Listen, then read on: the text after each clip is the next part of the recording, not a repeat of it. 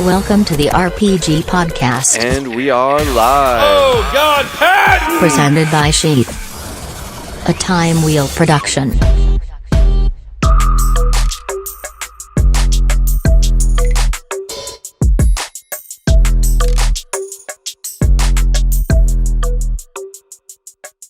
Welcome, everyone, to another edition of the Robert Patton Global Podcast, where we interview all sorts of people, a lot of fighters, and we have another one here, just coming off a recent victory in Bellator, Georgi Karakhanyan.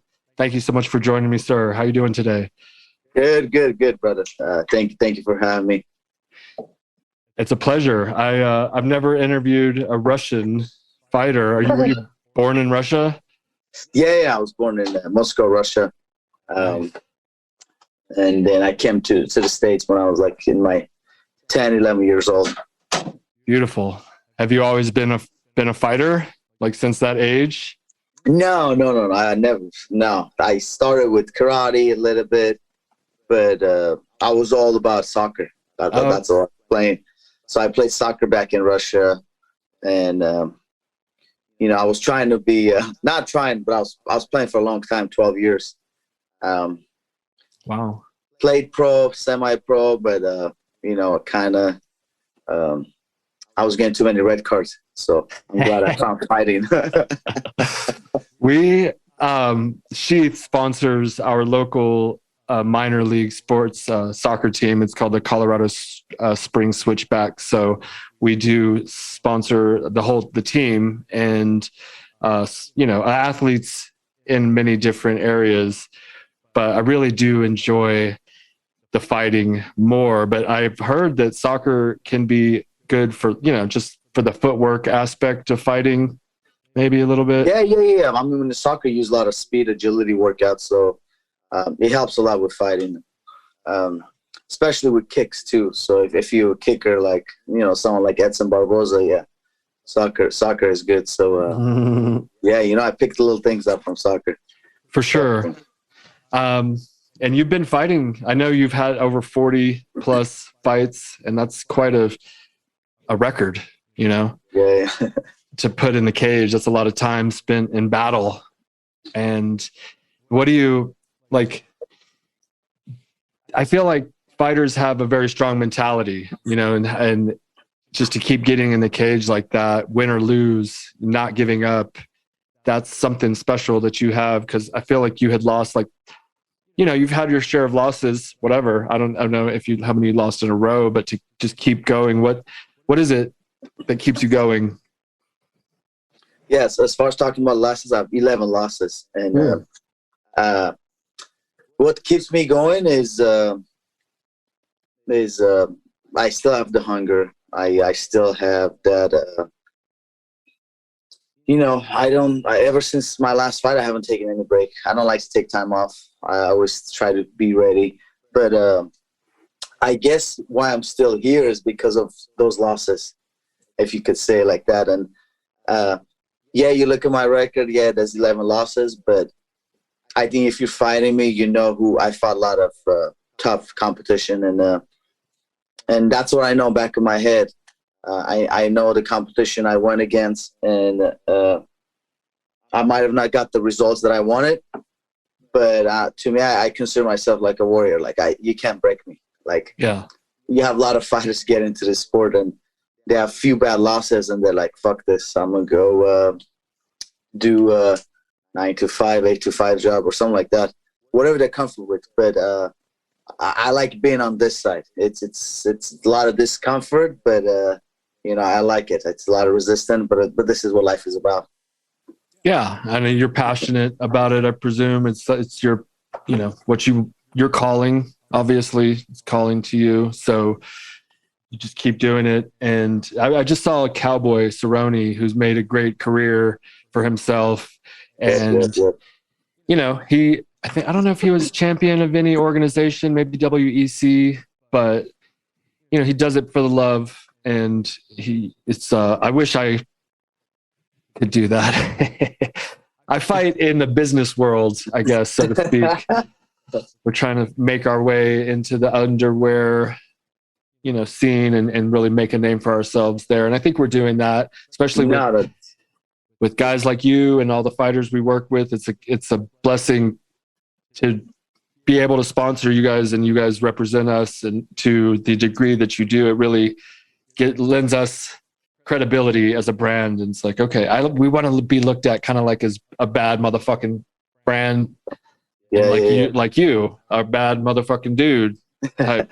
So no, I'm talking about the underwears, man. They're very comfortable. Like I mean, I don't want to get too naked, but I mean, I'm wearing mine right now, so I'm just saying, like, it's very, very comfortable. Even the shirts, Jacob gave me the red shirt. Man, I don't know what material it is, but it's very, very good. Thank you. We're trying. It's bamboo. We're working. There you go. Yeah, we're doing the damn thing. It's working. We're growing, and we're able to work with a lot of cool people in the process and it's like a win-win, because you're helping promote our brand, and then we get to work with you, and then in some cases have a conversation, which is really cool. No, it's awesome, man. Talking about being a bad motherfucker. You only eat meat. Yeah. I've been carnivore now, going on 10 months. So I got into it through Sean Baker. Went to his. I don't know if people know who Sean Baker is. He's the one that wrote the book Carnivore Diet. Okay. Orthopedic surgeon. He was living in Laguna, and I saw him on Joe Rogan podcast also, and read his book. I hit him up on Instagram, and he's like, "Yeah, come down. We'll train, and then after we'll eat steaks." Man, nice. I went to his house. We trained for about 2 hours. It was brutal training. It was good though. And then after, I just witnessed him eat like 7 pounds of steak, but which I try to keep up with him, but I only had maybe 1 or 2 pieces. And then, I just started picking his brain. I had lots of questions because I used to be vegetarian. And then I was trying to ask him lots of questions. He's like, no, try it out. And, I've been fighting for 15 plus years. I had lots of surgeries on my knees, ACL this, ACL that. So I was still struggling with lots of pain. So, dude, as soon as I did the switch to carnivore, maybe within 2 to 3 months, everything just went out the window. So I'm really loving it. My kids are carnivore. Not fully, because they're kids. They're still trying to enjoy life. So, but mainly they're carnivore. Like candy, they have the kids maybe ice cream a little bit, or maybe once a month. Okay, well, because I tried to be a vegetarian, and it turns out I'm allergic to coconut oil, like all these beans and legumes, like all the stuff that chickpeas, the stuff like the stuff that a lot of protein for vegetarians would be made from. And I didn't know that yet. So I like broke out. I was all red. My whole body turned like this rashy red. You can see my hand a little bit. It's all funky. Yeah. So that is when I cheat. I still cheat sometimes and eat stuff that I'm allergic to, but because I'm allergic to like a long list of things, and meat isn't one of them, And so like I'm allergic to lemons and watermelon, and just like things you wouldn't think.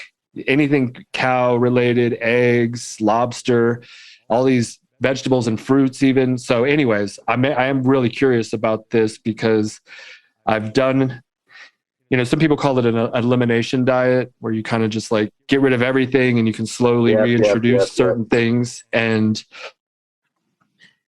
so I think red meat might be an issue for me also, to an extent, because I have this weird Achilles issue where it's almost like gout.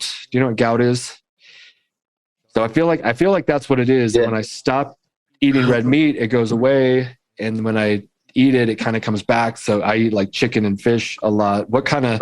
But let me ask you something, because you say you still have some habits that you eat. What are those habits? What do you eat? Chips, popsicles, and A lot of snacks. Too many snacks. If we could eliminate all that, and then you just eat meat, and then if you come back to me and say, you know what, I eliminated those things, and I've been eating meat, and I still have this issue, then it could be something related maybe with meat. But I guarantee you, 99.9% of the time is those snacks that we eat. It's the little things like, oh no, I just eat this. It's all I did that. And the main thing about us is the relationship with the food. We all have crazy relationship with the food. And I don't want to point fingers, so I'm gonna bring myself an example. Okay, I go fight. I've been dieting. I'm eating clean. I cannot wait till the fight is over so I can have my pizza and this and that and that. And then I fight, and let's say, and this happened too. You lose a fight. You come back home. Oh, how you doing? I'm good, good, good. You go to your room. And then you go to the fridge. You go to the fridge and you start eating, and that's what I'm saying. It's a relationship with the food, and we always have this. It's a very emotional feeling, like, oh fuck, I lost. I'm just gonna eat. I'm not gonna talk to no one. I'm just eating. And then sometimes we hide that. We try to protect it, like, oh, I had snack, I had this. But number one thing that we should do is the relationship with the food. We have a very strong relationship, and if we could like just only eat when we're hungry, and knowing that what we're eating, it's something nutritious, then it's a different story. But like, I want to help you out. Like, I want to after this, I really want to help you out, and I could call you, and I could break down a lot of things for you, a lot of things. Well, I would love that, because I need to be like the top of my game. Just because I'm not a fighter, I still need to be in my tip-top shape. I need to be ready to go to war and battle metaphorically on a daily basis, and be at my peak performance capability. Do you do chicken or fish? Yeah. I mean, not too much fish, not too chicken maybe, but mainly it's ground beef, lots of ground beef, lots of steak, and eggs. I'll eat lots of eggs, lots of bacon. Bacon, yes. Yeah, bacon. I eat a lot, but it's just like people are like, oh, like, what about you? Blood Cholesterol. pressure, cholesterol. This, no. People with the high LDL and high cholesterol, they live the longest. It's so. I'm not a doctor, but I talk to many doctors, and I talk to a lot of scientists, like Dr. Ben Bickman. He wrote the book Why We Get Sick. It's another great book to read, and it's reversed. Like, you have type 2 diabetes is a metabolic dysfunction, and people get type 2 diabetes. They go to the doctor. The doctor is like, okay, I'm gonna give you insulin. Insulin injection, so you could go back in the same shit food. And to me, it's just crazy how people do this. And then the meat has such a bad. I came from a vegetarian side too, so I know how. I wasn't a crazy vegan, but I know how some of those vegans look at it, and it's crazy. Now they're saying there's not going to be that much bacon in California because of some shortage, and it's insane. It seemed like you were going to ask me something before that, and I cut you off. I don't know if you remember what you were going to say. No, like talking about those oils, like seed oils are number one thing. Like, if you want to eliminate a lot of things, get rid of the seed oils. No French fries.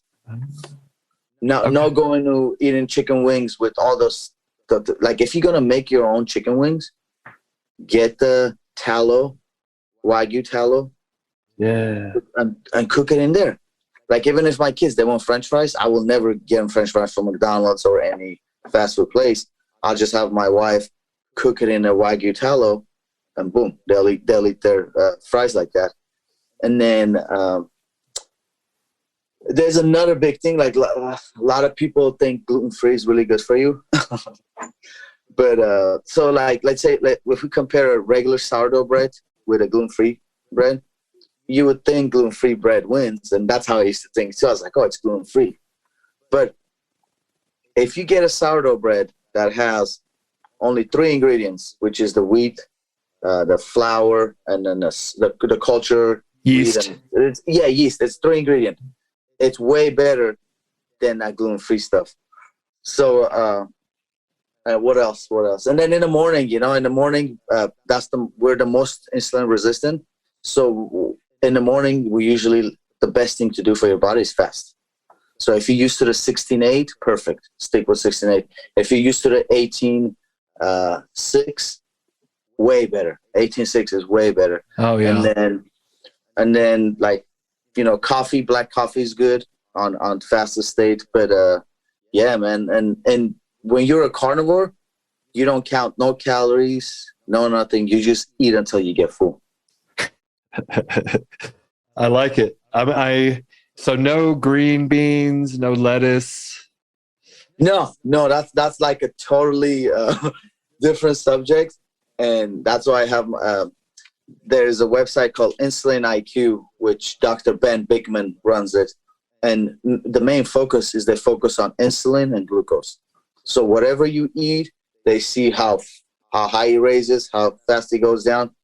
So my wife is certified underneath them. So that's what I was saying. After this call, I could have her call you and you could just tell her everything, and she could just break down what does it do, how high your glucose goes up. Because every time our glucose goes high, one thing that saves the glucose is the insulin coming up, saving it, bringing it down. Insulin coming up, saving it. And then, so what happens when that insulin doesn't work no more, that's when you get type 2 diabetes, and then you go to the doctor, they're like, okay, let's inject more so it could help the glucose go down. So, I mean, I could go for days explaining. No, I like that. Yeah, I love that. Thank you for explaining that. And no. For everyone not watching, he was just showing how when your glucose is going up, it gets kind of stifled or brought back down by the insulin. And if you don't have the insulin, then your glucose is just going to keep going up. And then I imagine you start like shaking and getting there's so many crazy symptoms. And the stuff you told me about your ankle, it's definitely would be related to some of the snacks, and I'm doing it. So we'll help. I'm gonna help you out for sure. Thank you. Yeah, and I actually was diagnosed a few years ago. I think I'm out of the blue or the woods or whatever, but I was diagnosed as pre-diabetic because every morning I'd get my coffee, big old mug, and I'd get a Pop-Tarts and dunk them in there, and it was just like eating cake every morning for breakfast. And I guess I thought, I was in the army. I was in Iraq. It was just, you're at the peak of your physical health. I was like 30 something and I'm eating these Pop-Tarts. I didn't think it was a problem, but it was causing weird, like sharp nerve pains down my legs. Like the diabetes is no joke. No. Yeah. I know exactly what you're saying. And when I stopped doing that, it went away. I stopped. So now in the morning, I basically fast, but if I do, actually, I eat bacon, and I make like 4 strips of bacon because then that's my breakfast, and I feel like that's not spiking my insulin, right? And it allows me to take all my vitamins in the morning because I take just a bunch of different, nothing necessary. Supplements. Yeah. No. Absolutely. If you don't mind me asking, what are you big on? Are you more on like minerals, electrolytes, or you like to take your vitamins like the B's and the C's? And this episode is brought to you in part by Element Kombucha. It's a new sponsor. We're very excited. They sent me a care package and I drank them all. I can't even show you. I could show you this empty bottle right here, but it's Element Kombucha. They have CBD infusions, THC free, really tasty blends. Kombucha is good for the gut bio. So if you have been taking antibiotics, it's always good to take some probiotics.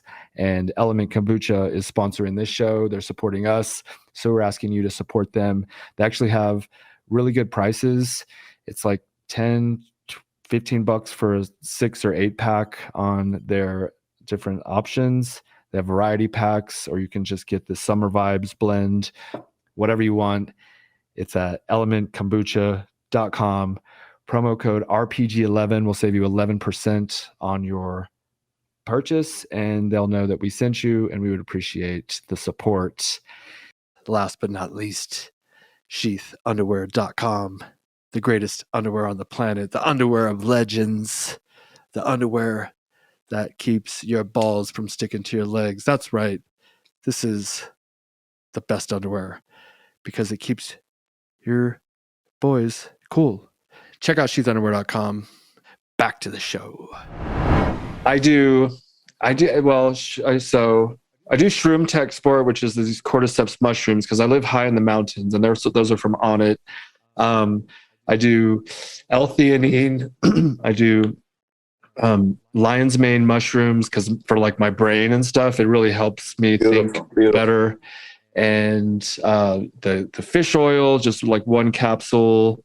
And I do quite a few things, some ZMA, zinc, magnesium, A, whatever the A is, and vitamin C. I'm like taking quite a few things. No, that's good. That's good. Yeah, but if I don't eat something, I'll get like an upset stomach. So I eat my little 4 pieces of bacon, and it doesn't tire me down. I feel like it's, they're like thin little strips, so it can't be too much of a problem.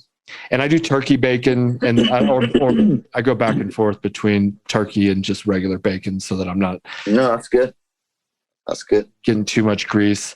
But before I do any of that, I sit down and I meditate for somewhere between 10 minutes to an hour. And in that meditation, there's this Wim Hof breathing section. Yeah. And I love that. And I know your one of your titles was Oxygen Advantage Master Instructor.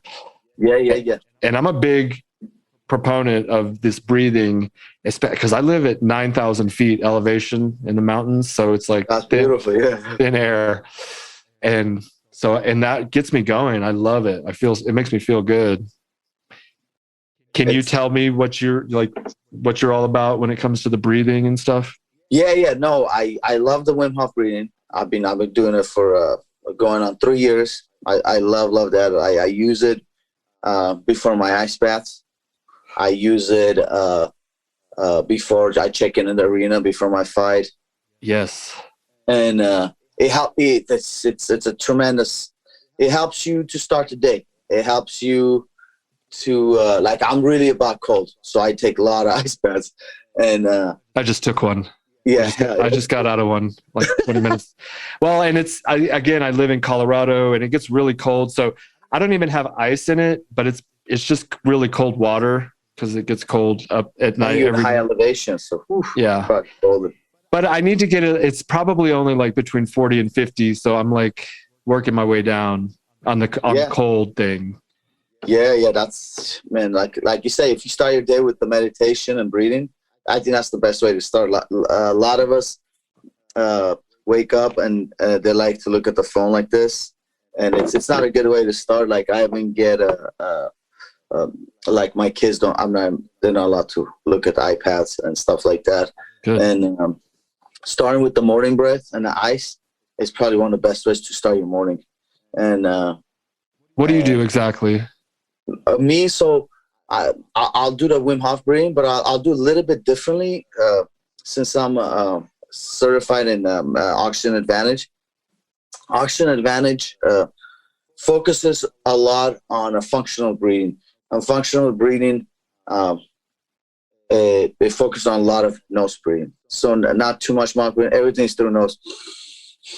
Nose in, nose out. And then we have little tests like a BOLT score, where we will see if the person, how they're breathing, how's their breathing pattern, are they doing the right breathing or not? And the BOLT score is you inhale through your nose and then exhale out halfway, and we just time you. And we have clients that hold the time for 15, 13 seconds, and then slowly by practicing every day, we got them all the way up to 60 seconds. And then also with the kids, when they're sleeping, there's special tapes for the kids to tape their mouth. And I usually, it's religiously, I tape my mouth when I go to sleep. I have So this tape. This oh, is perfect. 3M. I already 3M. know it. I already know it. I had to do the same thing because I read the James Nestor book, Breathe. I Best think book yet. it was so good. And Very I good. really took that into like seriousness or whatever, because I've been a mouth breather my whole life, and I'm almost 40. I'm 43. But I couldn't breathe through my nose up until about 40 when I finally had that surgery that Joe Rogan talks about, where he had his nose open. I had that same thing. Yeah. And I had these tonsil things, and they took all that out. Remove that. Yep. So now I can You breathe. can breathe. Yeah. And now I can tape my mouth shut, but it's weird because if I don't tape my mouth shut, it'll like pop open. Yes, So I'd have to tape it. Yes. Yeah. So And you could tell from like the early, like if like from kids, if they start having the cricket teeth, that means they're breathing through their mouth.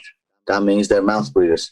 So I'm really big on watching my kids, especially when they're doing homework or if they're thinking, to have their mouth shut, because at the end of the day, when we're in that flow state, when we're thinking, when we're so focused, our mouths are shut. That's so like common sense, you would think, but so many of us are just walking around with our mouths open. And you're not you're losing energy. Yeah, so the best way to describe the mouth breathing is you get all those bad airs into your lungs. And why it's good to breathe through your nose is because it filters out all that air. It filters out, it purifies it, and then goes into your lungs rather than getting all that shit to your mouth. Yeah. But there was a lot of science in the Breathe book, but the main thing I got was if I'm going to have more energy sustained, if I breathe through my nose, like that's what I'm going to do. And when he interviewed like some ancient cultures or people that were still like not civilized, and they all breathe through their nose. And I don't know what happened to us. Talking about the book, I don't know if you remember, he mentions one of the instructors of Wim Hof. His name is Chuck McGee III. And I'm really close with him. If you ever want him, we could have him on a podcast too. I'm really close with Chuck McGee, and he's the one that would put me through some crazy breath works, and he knows a lot about breathing too. I was reading something about carbon dioxide, and I forget what, maybe it was the Breathe book, but I think it was Breathe, but having like elevated carbon dioxide levels actually can help you dilate your veins or something along those lines. And how I do that is on the Wim Hof breathing, and during the exhalation part, when you exhale and hold after, your 30 breaths, exhale and hold, and I'll hold on exhale as long as I can. Right. And you said sometimes it's 15, 30 seconds. I can get up past a minute, but I try to hold it as long as I can, like to where I feel like, and maybe I'm doing it wrong, but to where you're like, oh fuck, okay. And then I finally gasp, take that big breath, 15. And then I squeeze, and I'm like, and when you squeeze, I like get these explosions. Yeah, right here, right? Yeah. But don't do it where you're even thinking. Okay. Because as soon as you start thinking about the heart rate, you start thinking about how much time I have left. Try to once you do that last one, just because I have my eyes closed, I'm just like, boom, I'm not here. But as soon as I start thinking about, I wonder how many minutes I have left, I'm like, boop, it takes me like 5, 15, 10 seconds to come back. Yeah. But when I'm gone like that, yeah. And then with that 15, I go, I try to activate my vagus nerve, so I squeeze everything to the head, and like you said, you see some crazy stuff right here and all these colors, and I'm like, man, did I just take DMT? What's going on? Totally, dude. I just went for a run right before I and then I got in the ice bath, and on the run, I was doing Wim Hof breathing, and And when it did the hold your breath part, so I stopped and I kind of sat down and I exhaled, and I was doing like a push-up position. I'm exhaled, but then I inhaled, and I was like squeezing everything in the push-up position, and I was like, oh shit, I gotta like lay down because it's coming. And I laid down in this basketball court at the park by my house, and I was gone. You like go away for 10 seconds or something. Yeah. It takes you. It's really good. And I love that. And I told somebody that, and he was like, dude, you're like cutting out oxygen to your brain, you know? And I was like, I don't think so. It's only a minute, not even. But if you try the Wim Hof breathing with the SPO, like a little oximeter, the oxygen does drop. Okay. When you're exhaled. So yeah. When you exhaled, even when you hold in, even when you do the 15 and you squeeze, I've gone it to as low as 80. Okay. I've gone as low as 80. But I think just the benefits from Wim Hof, it's insane. Like it's insane what people have life. To do it, you know? It should be like a part of your daily habit. I tell a lot of people, and like the people that listen to this podcast have heard it so many times because I love it. I've done DMT, like the powder, and it's very similar. It is really similar. And so I think that, whatever's happening, but it's like a reset, a refresh. And when you come back, I'm wide awake, I'm feeling good, and I'm ready to go. Yeah. You're right there. Right in the moment. In the moment. I love, you've said that a couple of times, like being in the flow and in the zone. And and I wish I could live there, but forever. You come out and it's just kind of mundane, but I love like the being in the zone. And I imagine you get there maybe when you're rolling or running or what, tell me what you do. Yeah, like it's I feel like with practice, with me, I have to practice so much that that state, getting into that, it's quicker. Some practice I tap into that within 5-10 minutes. Some practice will take me 30 to 45 minutes, just warm up after warm up and stuff like that. But it's a big part of, I think, as an athlete, as a big part of being a professional, to tap into that flow state, because if you don't tap in, you're not going to be your best, especially under lights. Yeah, you have a lot of guys that are good in a gym, but when they go under those lights and those lights turn on, you better be home, because we have a saying: when those lights turn on, some fighters are not home, meaning they don't perform under pressure or under lights. But well, they're like probably thinking everyone's looking at me. Yeah. I remember you said. Go ahead. Well, like I used to play basketball, and I would do so great on the court by myself, I'd sync everything. But game time, I know, like my dad came to one of my games, and all I could think about, I guess, was like he's out there watching me. I fouled out in like 2 seconds because I was just like you're not there. You're not present. It's like the lights are off or something. I was not in the zone. I was not in the flow. I was frantic, And that's why we should go back into those ice baths. We should go back into starting your day with ice baths, starting your day with the breathing, because that will just help you out in the long run.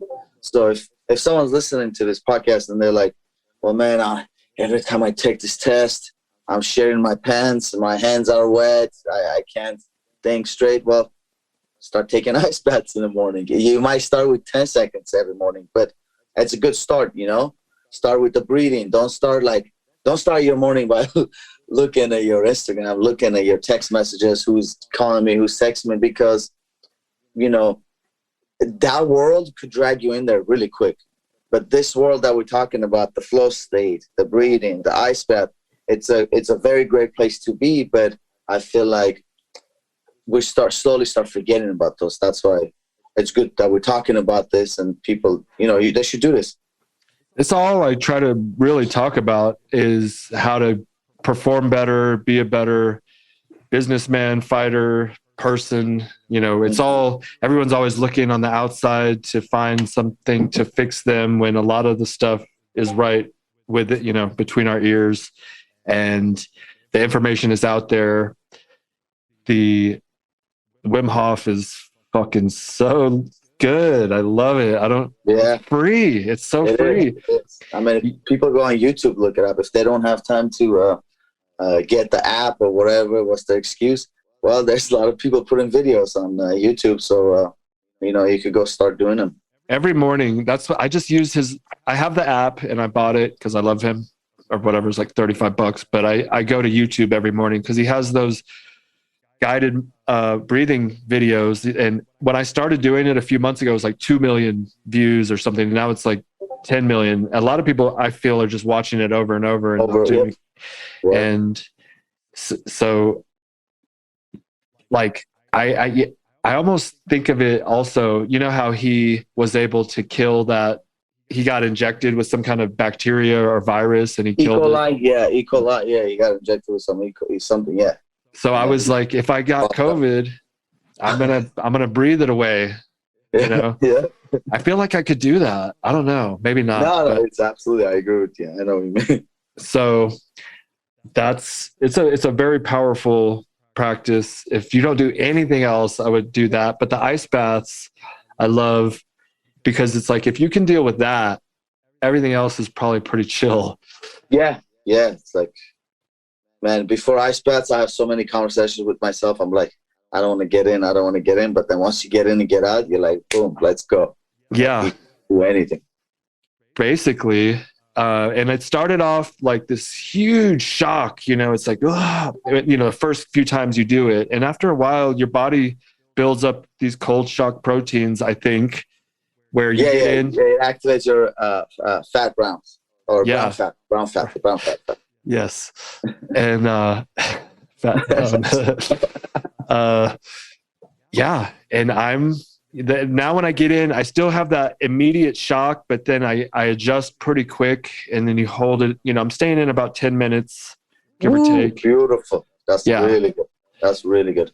And, you know, what really set me over the edge or tipped whatever, I went and bought a big tub, was Rose Namajunas.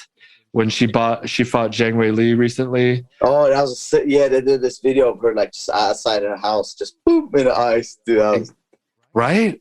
And like she's tapped in that zone. She's like, boom, she doesn't care.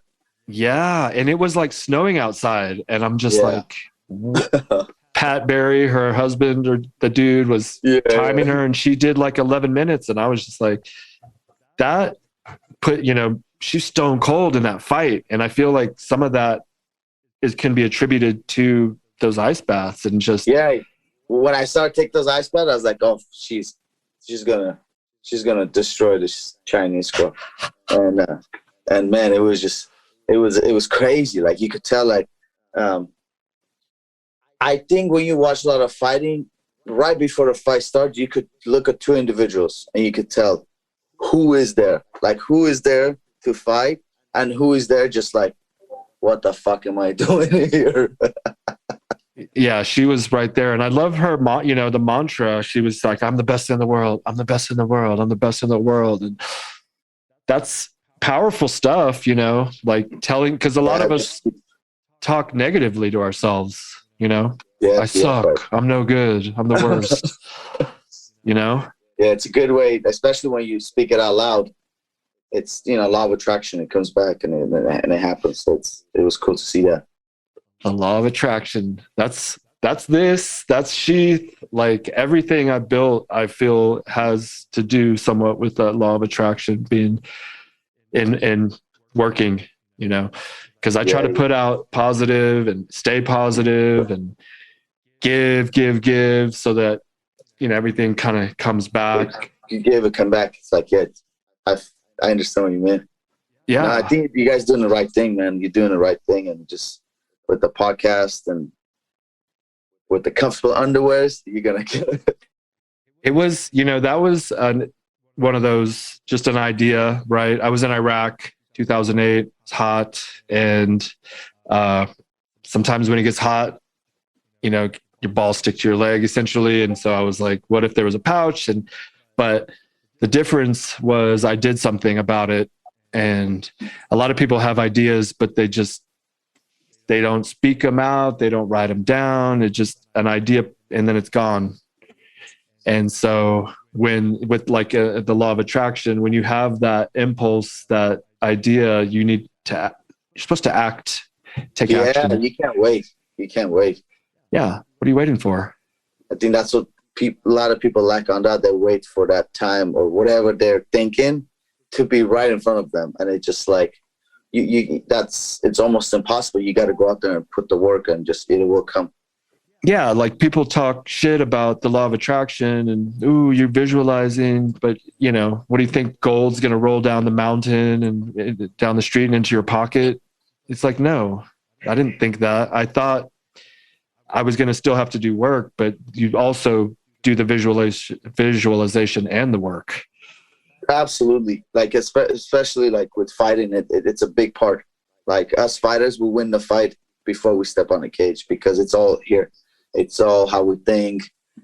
During the build up to the fight, it's all how it's like as soon as you get there fight week, you know, like you could sense it, like, okay, I'm winning this. No, I didn't do this. I didn't do that. And that's another thing. As a fighter, you don't want to go in a fight with thinking, oh, fuck, I should have done more push-ups, or I should have went and wrestled with this Division I wrestler, or I went and spar with this boxer. So if I could give any advice to any upcoming fighters, just read the Law of Attraction book. The Secret is a good book. Mm-hmm. You know, read the Relentless. I don't know if you read the book Relentless by Tim Grover. I do have that. I met him too. He was Michael Jordan's and Kobe Bryant's coach. He's still coaching, but that Relentless book is really good. Winning book by him. He wrote another recently book. Winning is a good one. And then, yeah. And if you think sugar and carbohydrates are bullshit, you should, read the Why We Get Sick by Dr. Ben Bickman. And those are good books. Carnivore Diet is a good book by Sean Baker. So, Baker.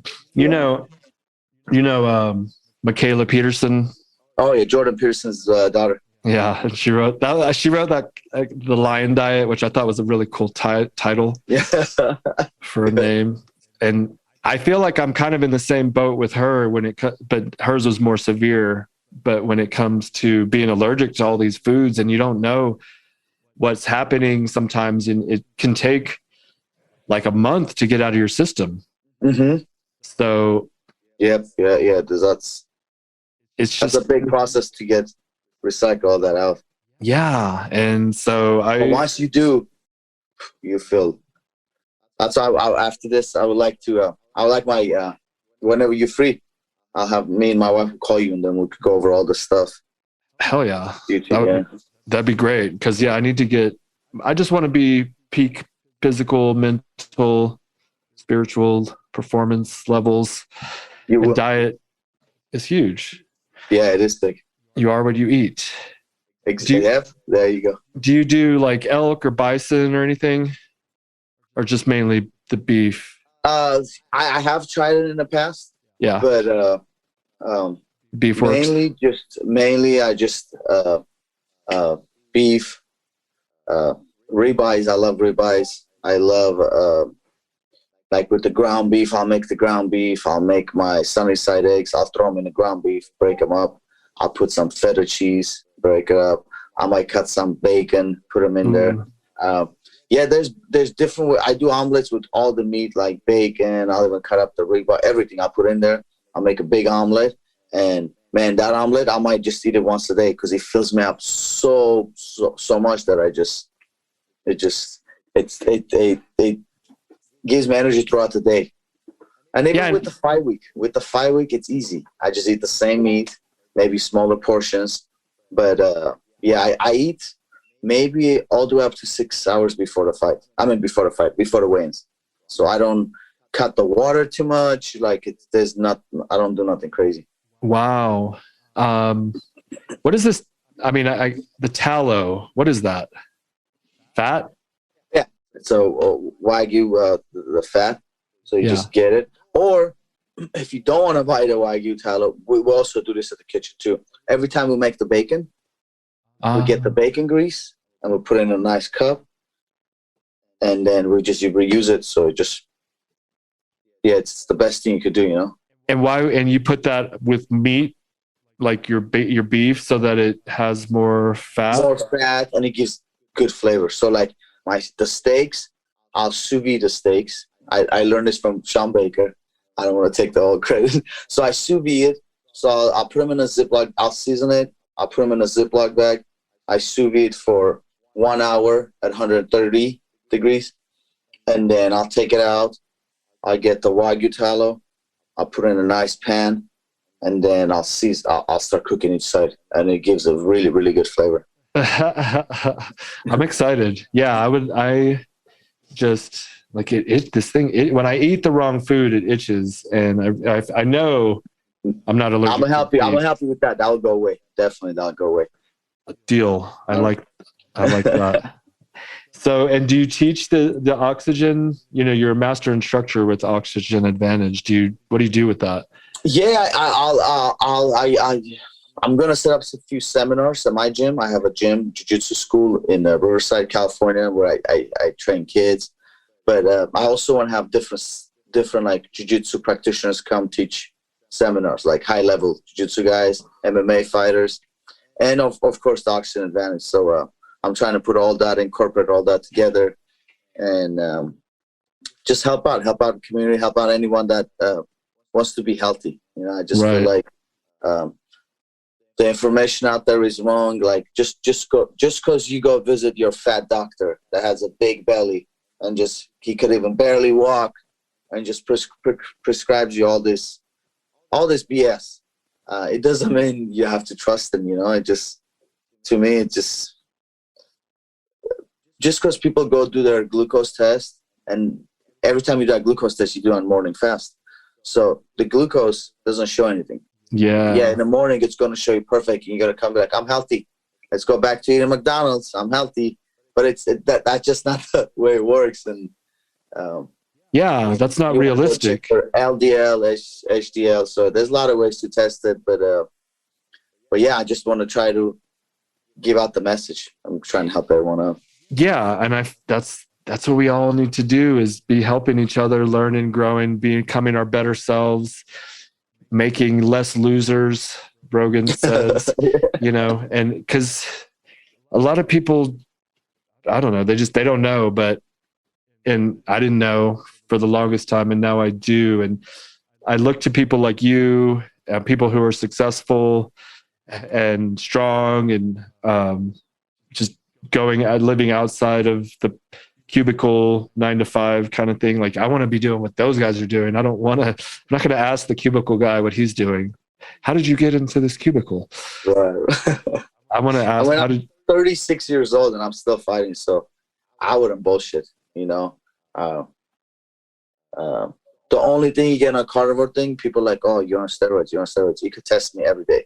I mean, I got tested for his Bellator fight a bunch of times. But I'm 36 years old, and I'm telling you, I had a bunch of surgeries. I used to not be able, like in the morning, I used to wake up like a 60-year-old. I used to wake up like, now it's funny because I train 2-3 times a day, and I can still train. I don't get sore. There's zero inflammation. So okay, good. I definitely want to talk to you more about that. Cause when I get up, I'm like, you know, it's a slow process, and I'm 43, so I'm not too far, you know, beyond you. And I'm seeing fighters fighting past 40 in a lot of cases. And I want to be performing well into like my 60s and whatnot.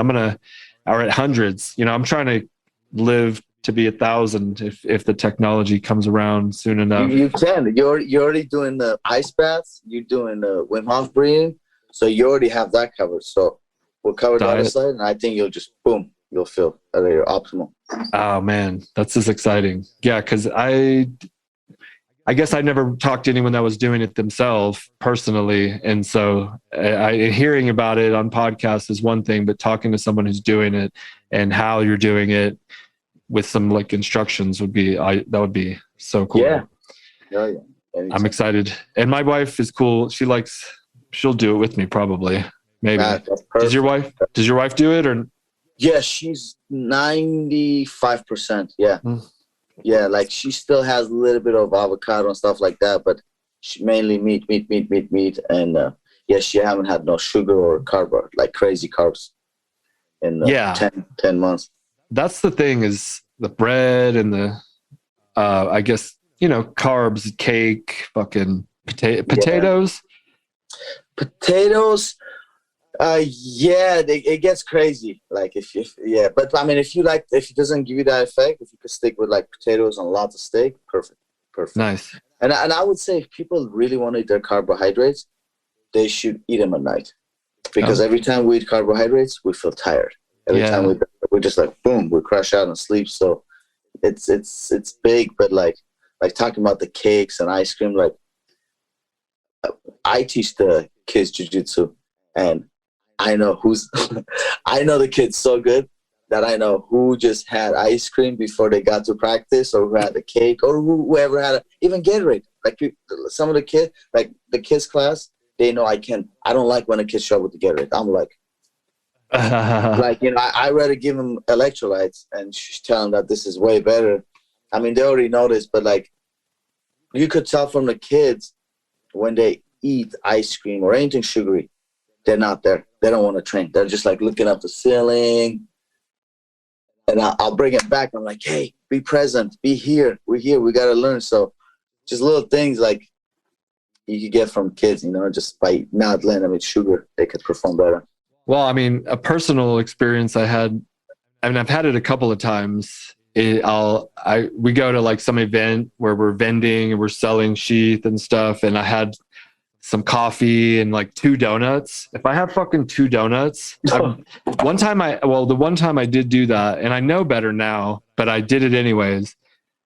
I feel like I was like, I had to leave and like left. Yeah. I was like all in my head and shaking and stuff. Whereas I would have rather been fasted, and just like leveled out, maybe a couple of pieces of bacon, but the 2 donuts was a bad call.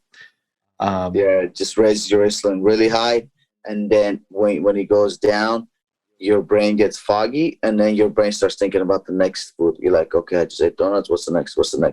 And then you just get in that cycle. And it's bad. It's called Randall's cycle. That's what it's called. Oh, okay. Yeah. Well, it's not fun. And I like left the event, and my wife was like, "What the fuck is wrong with you? We're supposed to be here." And I was like, "Sorry." It was a weird one, but water and liquid IV. How much water do you drink? And have you tried the liquid IV? I have tried the liquid IV.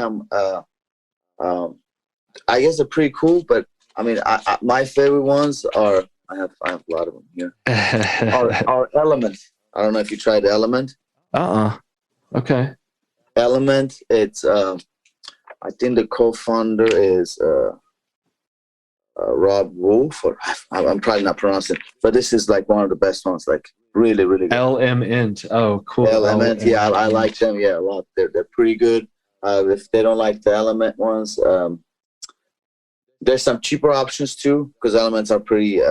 It's good because what I like about Element is they're very salty. And then you have these electrolytes that are very sweet. And man, I drink a lot. So during the practice, or if you're sweating, sometimes that sweet might not taste, but this is very like a sour, salty taste. It tastes bomb. Oh, cool. Yeah, I like a sour taste. But I mean, I guess you aren't the average person, so I imagine you have to drink more water than a normal person. How much do you drink? I drink about a gallon and a half. Wow. Yeah. So I drink that, but in that gallon and a half, there's some with electrolytes, some without, some with electrolytes, some without. So it comes up to gallon and a half. Yeah, I got the liquid IV and I was like, this is great. And I was putting it in like almost every time I drink water, but I'm like, okay, that's too much. Maybe once a day or something, it's not. And then even sometimes when like, because with the carnivore, like if I train at night, I'll I could get cramps and stuff like that, I'll get up and I'll just water with the salt. And the two salts that I like to use, and I really like them. The first one is the real salt. It just says real salt. Oh. And then the other one is a Celtic salt. Very, very good brand. Celtic, Celtic. Yeah. Okay, I have that too. It's like gray. Yeah. Do you stretch before or after or both of training, and how long? Yeah, If you do. I'll start with before training. It's a static stretch. So static stretch is when I'm moving, stretching. Okay. I'm never gonna get on a mat on a cold, like my muscles are cold, and I just start doing this. Oh, okay. It's always gonna be some kind of movement, so static movement. I use my rumble roller. I use my psoas. I use every little machine that you have. Like even driving to practice, I'll use a drill gun, drill all the muscles, stuff like that.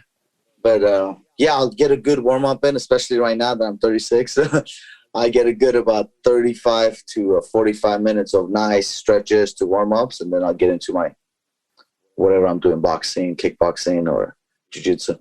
Nice. Okay. Yeah, because I've just gotten away from the stretching, and I feel like I was curious about that. Because doing like hard, cold stretching is probably not the best move. Those hard stretches are good when you're really warmed up and you just finish with your 1.5 hour, 2 hour workout. Then you just finish up. You can sit down and do that. Yeah, exactly. That makes more sense to me. Yeah. That's what I've kind of done that naturally. So for the longest time, I'm pretty good at physical fitness. When I was in the Army, and I used to beat everyone in my unit and or my battalion when it comes to the physical aspect of the Army. They take that very serious, like super serious. Just physical fitness.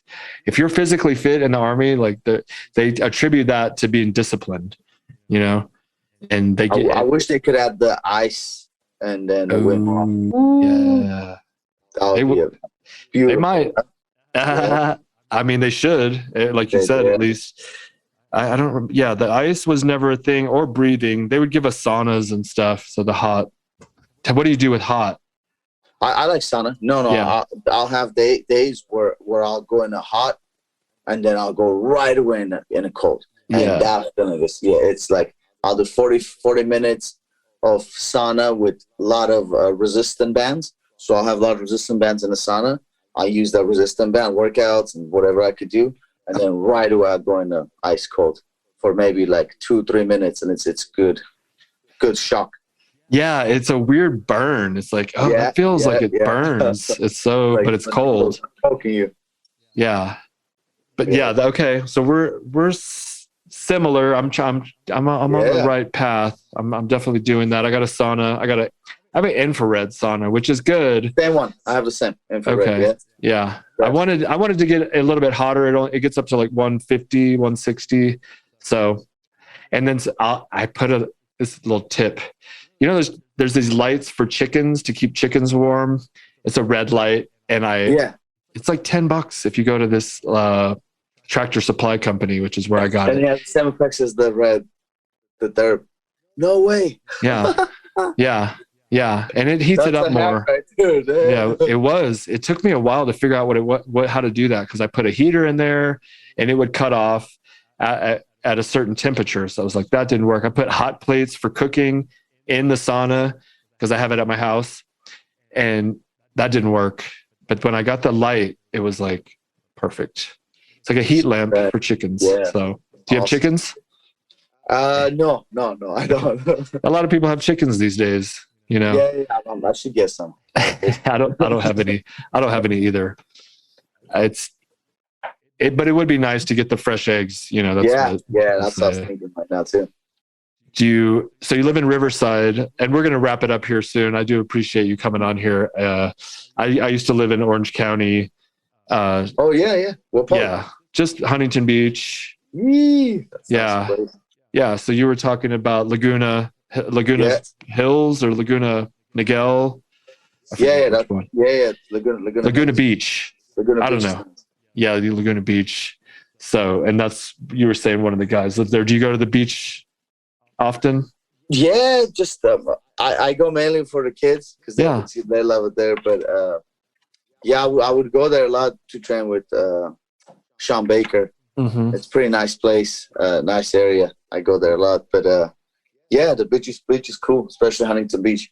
Yeah, it was pretty cool. Now I live in the mountains. It's like beach. I'd rather be in the mountains than by the beach.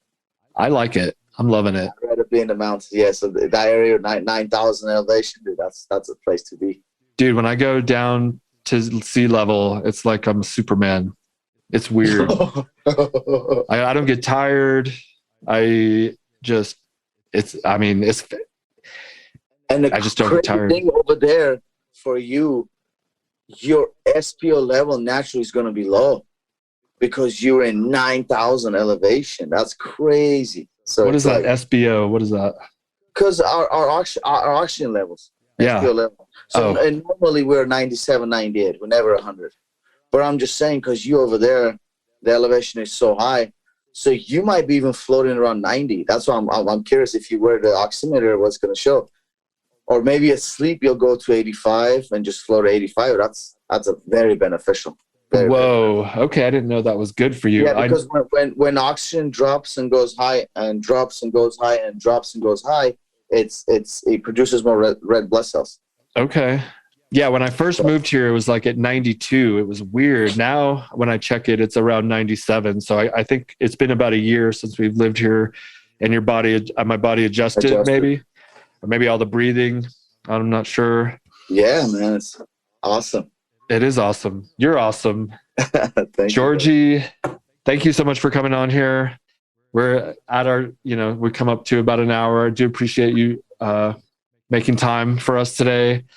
Thank you. Yeah. Did you was anything good about this conversation that you would? No, I had an awesome conversation, brother. It feel like, at first it feels like you don't know me, I don't know you, but we just got, it's cool to get to know each other and like I said, I want to still help you out. Anyway, I could get your stuff and information. I'll call you, and then it's awesome, man. You living in I'm kind of jealous. You live in 9,000. I'm like, woo, if I had that, I was like, woo, you do have to feel like a super machine being out there because the elevation, it's awesome. Yeah, especially when I come down. Well, thank you so much. We'll exchange numbers. I got to get that, treatment plan on the diet. Yeah. So thank you so much for coming on. Thank you everyone for joining us. And before we pop off, I got to do a quick plug for my boy at Ohana Kava Bar, ohanakavabar.com. This is kava, Kava. It's like a root from the South Pacific. He has different products. Like it's a ceremonial beverage that when you drink it, it's not alcohol, but it's kind of cool like alcohol in the sense that it's a social kind of lubricant. You drink it and it doesn't taste good at all. It's horrible. It tastes really bad, but it makes you feel relaxed and calm. And so if you've heard of it, this is a great source to get it. If you haven't heard of it, don't worry about it. It's not, you don't need to try something new, but if you're into it, ohanakavabar.com, promo code SHEATH10 will save 10% on your order. And that helps support this podcast. And he's just a good friend of mine. And I'm trying to help him out too. No. Can I give a shout out to the Sheath? Please. Like I was saying, like, man, I usually don't like to wear any underwears. I like to be but like I was saying, the Sheath underwears I've been wearing it. I'm not gonna lie right here, but nice. So, thank you. I appreciate the support. No, I appreciate you, and good luck. Congratulations on your streak. I hope you take that all the way to the belt, baby. We want you to get that. Plan. That's the plan, bro.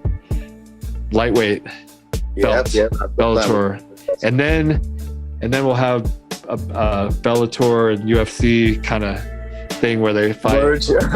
Well, like there's this weird talk about where AJ McKee won, and there's in certain fighters they're like, well, maybe he could beat the UFC champion. And they were talking Ortega, Volkanovski, Max Holloway. So I saw that. Yeah, that's good. That's good for sport. It is exciting. So got a lot to look forward to. Thank you so much for coming on again. Thank you everyone for joining us. This is the Robert Patton Global Podcast. We'll see you next time. Peace.